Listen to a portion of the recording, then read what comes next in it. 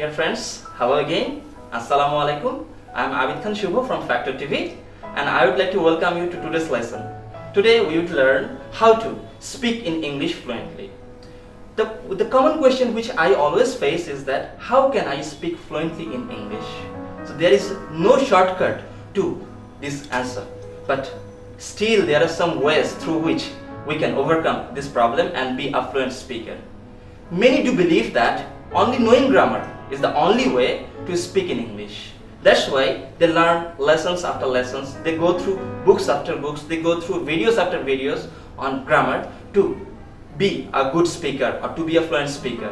But dear friends, apart from this, see, there are some other issues, there are some other techniques and methods which are required to be a fluent English speaker. Today, we will try to figure it out. How can we be good in English speaking? First of all, imagine you want to be a good English speaker, but your vocabulary stock is very less. Still, you can be a very good speaker. How? Yes, because all the speeches are not extempore or set. Extempore means the speech which you need to give instantly, and set speech means for which you can take proper preparation at home. Many times we need to give extempore speech. In such case, we become very nervous, we do not know how to cope up this situation. So, I have solution for this, how to give extempore speech without any major problem. But for that, you need to work hard, you need a preparation for a long days, for many months. First of all, you know that gaining knowledge is one of the key things which always help you to overcome any sorts of problems. Only knowing grammar or English grammar is not the best way, is not the solution to speak in English.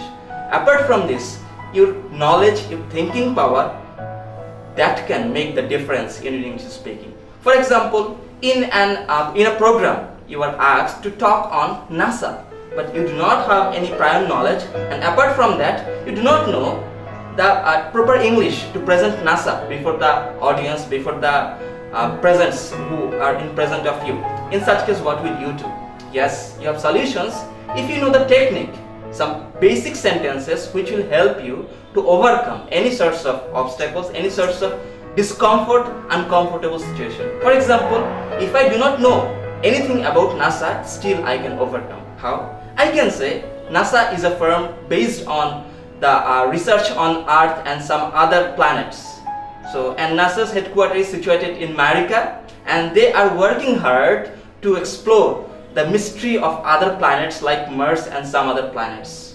For saying so, do I need much knowledge? Do I need some prior knowledge to say so? No. It's all about my instant intelligence. Because if you want to be a good English speaker, only knowing grammar and vocabularies will not help you. Apart from this, you need to be an instant respondent like me, as I did a while ago. That means you need to have some knowledge about each and everything, and you need to deliver it whenever it is needed. But gaining knowledge is not that easy. You need to work hard for that. And how to work, how to keep your effort, how to keep your labor, you need to read as much as you can. It has been said by scholars that if you read, reading will never let you down. Today or tomorrow, it will help you by hook or crook.